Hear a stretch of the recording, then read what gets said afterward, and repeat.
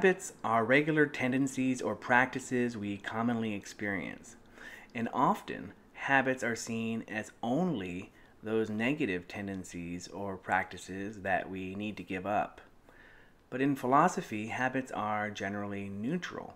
However, the creation of positive and productive habits is essential because they form one's character and are the building blocks of every form of excellence.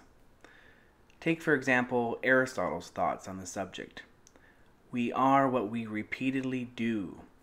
Excellence, then, is not an act, but a habit. Or consider one of my favorite philosophers, William James, who said, "We are a bundle of habits," and offered the following principle to live by. Seize the very first possible opportunity to act on every resolution you make and on every emotional prompting you may experience in the direction of the habits you aspire to gain. With these very positive ways of thinking about habit, let's look at what we are calling the three habits of empathy.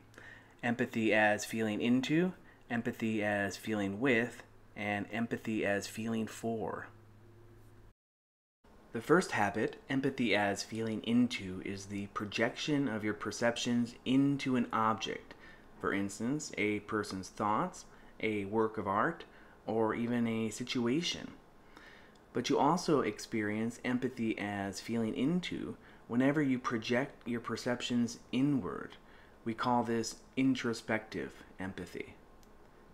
The second habit, empathy as feeling with, occurs when you are in accord or in sync with another's experiences.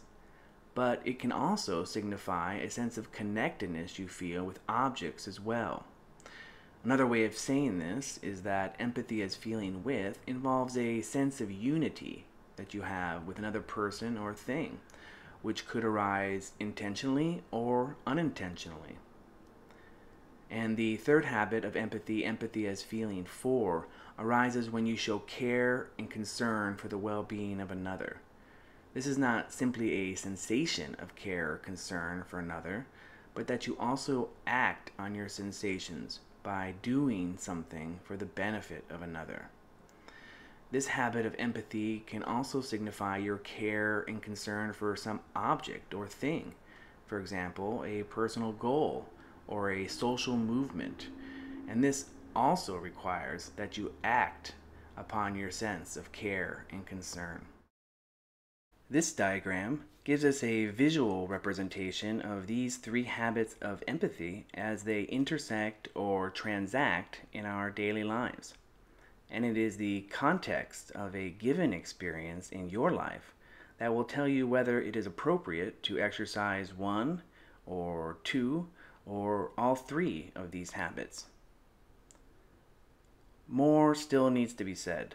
So for the rest of this course, we will explore these three habits through the lenses of different academic disciplines and historical traditions so that we are able to understand how these three habits provide insight into our original 8 different types of empathy and to grasp the way different contexts shape our daily practice of these habits.